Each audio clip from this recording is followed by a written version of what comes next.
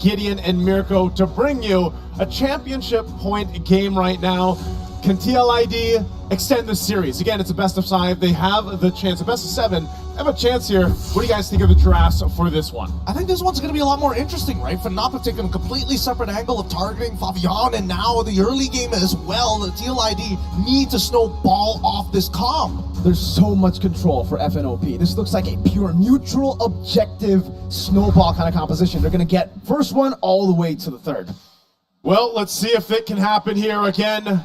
FNOP facing championship point, 1 win away from being crowned the M6 World Champions. And TLID, with this lineup, they had the Carmilla before, they can make it work again, and that's a good little preview of what's at stake here. As early a game already, poking happening in the mid lane. This Wishing Lantern, Super Prince. Okay. Flicker out from Super Prince, respect instantly as Aran shows himself in that bush, revitalized from Witty. Yeah, but just as expected here, right? Because Kirk is going for Warcry, doesn't have the concussive blast, he won't be able to push out as quick as Aran, only for the earlier stages of the game. Later on might be a bit more tough, but let's see how Yehezkiel's going to deal with it as the first Lethal Wanderer goes over the FANATIC on a PH. And all in early over Aran, flicker out as well. So 2 battle spells now used up from TLID. King Kong getting that lethal earlier. Looking to go for more, but respects TLID's control with the juice in. The biggest thing about this, if TLID wants to go ahead and have these winning fights, is really playing against the massive amount of crowd control and also just space advantage that FNOP can set up with this type of composition, even with the Eve here. I mean, again, looking at it, you know, Kirk, we just saw the performance with the Edith, still running that Warcry emblem, but even so, the amount of mobility that is here for KELRA this time around, running even that sprint, he's going to be able to maneuver easily around these team fights, and TLID has to be able to shut that down. Yeah, I mean, he can play on... Aaron Chikin, unfortunately, can only play on linear lines, right? He kind of wants to line up with KELRA, which is why he got extra movement speed in his emblems, just to kind of keep up with it. But as soon as that sprint pops, there's no keeping up with it at all, especially if he takes hit from a Queen's Call. Nevertheless, we are seeing an instant invade on the opposite side of the map. RWM forcing Fabian to use the Quad Shadow.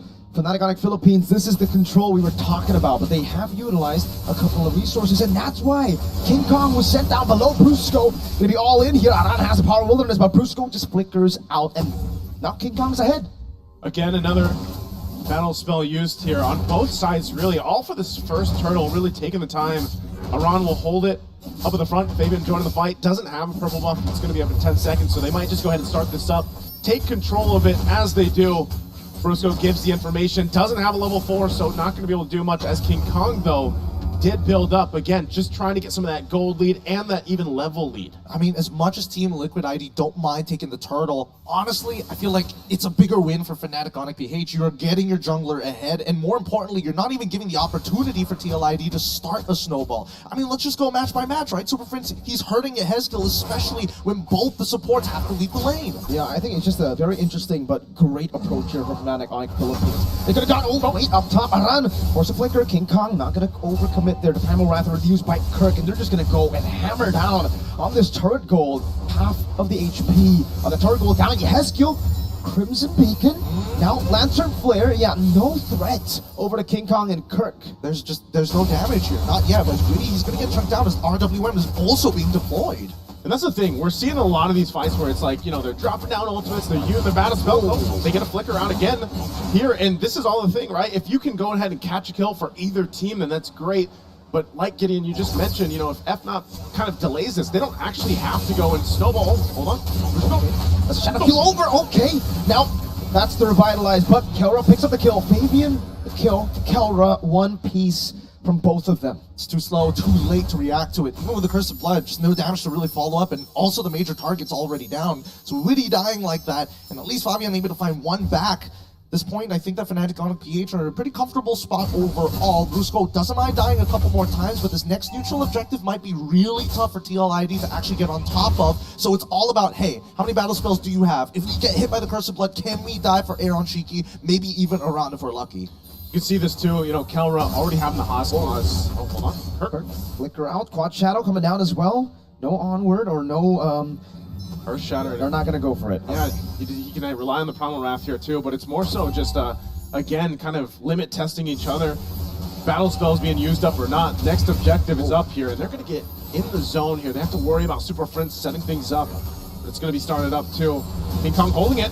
Brusko walking up as well. The Lantern Flare still on him. King Kong on the turtle. First blood going to be locked in onto King Kong. Still retribution on point. KELRA in the back with a heavy crossbow again with the flanks. Fabian jumping back and forth. Not enough damage. KELRA is on a roll. They split the fight into two. Witty is still trying to buy some time as Kirk at 1 HP tries to knock up Yehezkiel with the Earth Shatter. Fabian with the Quad Shadow should be able to find one for his own, but even so, the fight has been split in half. Now it's a chase. Super Friends chasing Fabian. He's waiting for the cooldown of the Quad Shadow. Brusko walks up and shuts him down. And with that exchange, at least Fabian gets a couple kills, but FNOP gets a whole lot through that. Plus, taking the gold lead now in favor, almost 2,000. 1-for-1 for the Turtles here, but some of these first items are going to be picked up now and locked in and start to show.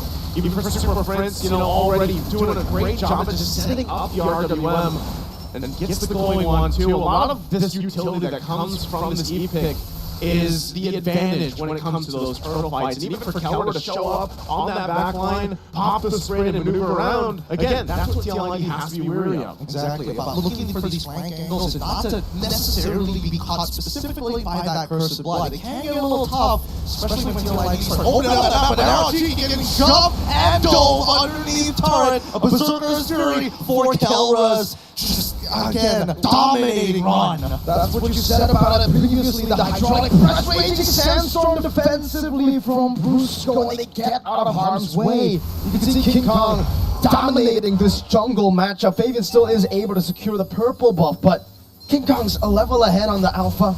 He's gonna wait for it. RWM over the Yehezkiel. Spear of Alpha 2 from King Kong. Breather, but now the Crystal Blood on all three of the members. They're chucked out one by one. All three pulled underneath the turrets. Yehezkiel continuing the chase. Fabian takes it back, punishing FNOP's overextension. An overextension, trying to set up under that tier 1 turret. Fabian having a great start again on this Hayabusa. He's had to work for it, but they're going to have to do something about KELRA here, because eventually that is going to be a kill. It's a damage check. He gets under half. They got to deal with him, Kirk. They've already got the Primal Wrath out. He's going to get dove under pretty quick. Brusko's there. Flicker out, Lantern Flare coming out as well. Now Kirk going to be taken out as well. It will be Yehezkiel who picks up the kill and the turtle to TLID. So some way they're actually able to equalize that gold lead. No longer the big, scary gold lead for FNOP. All right, so where is the majority of the gold lead actually coming from? And I mean, looking at the gold lead, it's got to be KELRA, right? Currently, I think he's got like, what, 2,000 ahead currently on to Arachi. Hold on, the Quad Shadow's not going to do much there just yet, but even so, that's a majority of the damage from FANATIC ONIC PH. They got to play around him and let KELRA kind of do the work, because look at that damage check, 50% off of that one auto, well, plus the passive. And he's just doing that to delay him on taking the buff. Around chase, conceal already from, oh my lord, bursting through, now the Rhapsody together with a Lantern Flare. Brusko is down, out of nowhere, becomes a 2-for-1 for Liquid ID. Oh no. Okay, Team Liquid ID are actually pulling this back now with the lead of their own. At the very least, Yehezkiel has a very stable pick. Let's look at the items and really start to compare, because wow, shocking lead for KELRA, but then there is compensation when it comes down to the jungle, compensation when it does also come down to the mid lane too. And interestingly enough, as you know, as many kills as Fabian has on this Hayabusa, the fact that King Kong is not too far behind in essence against the economy here, that's fine for him, because that's what King Kong does on the alpha pick. It isn't to go and fight. It's really just go ahead and lock down some of the farm, and then later on, you know, you have some more of that tankiness on this alpha. You play around your setup potential, and you just let KELRA shine. And there it is. Skypiercer is actually going to be picked up already from Arashiki. He's going for a third item. I think he recognizes that Yehezkiel is giving him a lot of peel anyway. Same goes to Iran. They need those big finishers, which means I would assume that Fabian, he's going into these fights just to chunk. And to be fair, the Juicin will go Skypiercer too, right? Like, that's the normal build we're seeing. And for Yehezkiel, it does look like he's on the way for a second item, Skypiercer. So they'll have two. Now, is that a bit too greedy, or is that good, you know? I think it's part of the answer is just get rid of KELRA. Whether it's either or, as long as you take KELRA out of the picture, then they lose a lot of that damage potential. And we'll see if that gamble is going to be worth it, because Team Liquid ID will start things up. Comes a beacon out. Whoa! Escape, what happened? Fabian claims a kill in the back. The assassination there on Cheeky. So able to counter with Detonata. KELRA chasing it on down in the bush. KELRA walking with a heavy crossbar land. Oh! Power of wildness. Aaron Cheeky claims the kill. Brusco running back with a raging sandstorm. Baby with a chase again. And it will be a Lord traded in for a fight. Oh my goodness, and a fight well deserved by TLID. I mean, it might not be over just yet here. Let's give it a moment because Aaron Cheeky, it's great. The target acquisition in tandem with Fabian, making sure that Super Prince does not get that much value out of his RWM. Happens so fast. Yeah. And honestly, I got to give it to Witty. He's been finding like 2-man, 3-man Cursed Bloods at some critical moments. Again, this pick, this Carmilla pick for Witty has worked for them in the past, even their whole journey up to this point in the grand final. And they're set up mid. Spirit of Alpha into the Earth Shadow. Really still surviving. Shadow kill. It's going to be neutralized by the Primal Wrath. Real manipulation! Let's go! KELRA, he's running forward. He takes out one. Needs to back up. Dive underneath the turret. Nobody is safe. 3 flickers for 3 kills. And Brusco will pay that price. It doesn't matter if they're behind in that form. They'll make a play either way. And they still have the Lord knocking on the base turrets now.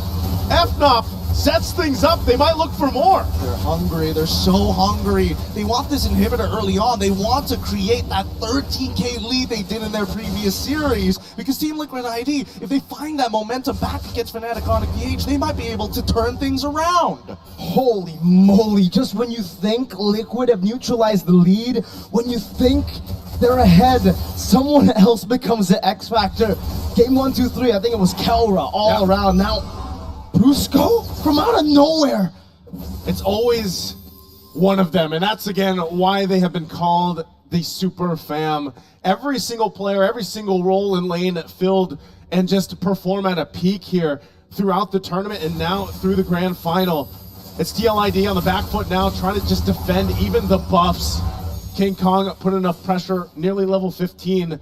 Again, with this, Team Liquid ID still in fighting form, not a massive deficit to work against, but it gets increasingly more difficult when they approach these Lord fights because of that setup potential from FNOP. Oh, but even so, at the end of the day, it really comes down just to hard execution, right? As much as FANATIC ONIC PH are able to kind of control this tempo, the execution for these are... Wait, hold on. Oh my god. All right. RWM has also been thrown out here, but I don't think they should be able to find anything. With the isolating, get over the cancel! Spirit of Alpha, he gets KELRA with a fade away! What a cancel! Never mind, I take it back. They do find one. Sometimes you wonder, KELRA's jumping forward. Well, that's exactly why. So aggressive and making moves just now at this point. How does he get around his apathy on an Irithel? I have no clue. I have no clue. But at this point, this Lord should be free, right? They're going to start it up. Lord for the taking here. It's already taken. Kirk gets it. Raging Sandstorm, Brusco. Gonna be taken down. He has to go with the Sky Piercer stack. Crucial Blood into the back line. Super Prince not able to pop in the RWM just yet. As KELRA jumps with the heavy crossbow. Power Wildness onto KELRA, but Aran gets deleted. The peel is perfect. KELRA has the space, and Witty, as well as Aran, will not be able to create the opening that they were looking for. And look at that, just as you think, he's so aggressive on this Aerothel, able to jump in. Now he also gets some defense with a Wind of Nature pickup. Able to deal with some of that pressure, physical damage that might be set up from even Fabian here. They work with this Lord at push now, taking the goal lead a little bit further. FNOP will get ready to march towards the base. They already got some work done on these turrets. And so Team Liquid Indonesia in a precarious situation on this defense. They have to be able to clear things out and keep things contained and together. They're going to rely on the setup potential and maybe even this Cursed Blood. Spirit of Alpha won't land from King Kong. It's a short cooldown, totally fine here, and I think the Team Liquid ID need to play this defensively. Sacrifice an inhibitor, sure, but this game needs to drag on because they're so close to their next item power spike. 39 to 43. The siege continues. That's a quad channel to the back. King Kong with the Spirit of Alpha baited out. The Primal Wrath from Kirk as well, though. 2 base turrets taken down. Now 1 more up top. KELRA sent to deal with it. A few more shots into the turret. It will survive for a bit. KELRA wants to go for it. Walks up a few more times. 1 more time. That Sonata keeps him at bay. Team Liquid ID wants to hold on to that one. Fabian jumps in. Shadow kills Spirit of Alpha, bringing it back again. The quad shadow back from Fabian and the damage. RWM locking them down inside. It has deal with the Crimson Beacon, locking Super Prince up. Now it's an all into the back line. Aaron Chicky getting it. Raging Sets over post. KELRA in the pace, looking for the end moment. TL ID have cleared out the wave, and KELRA will be able to escape, but King Kong have dealt with him. Oh no, the minions are starting to push it. They're running out. It's one. Thunder heralds their unstoppable reign.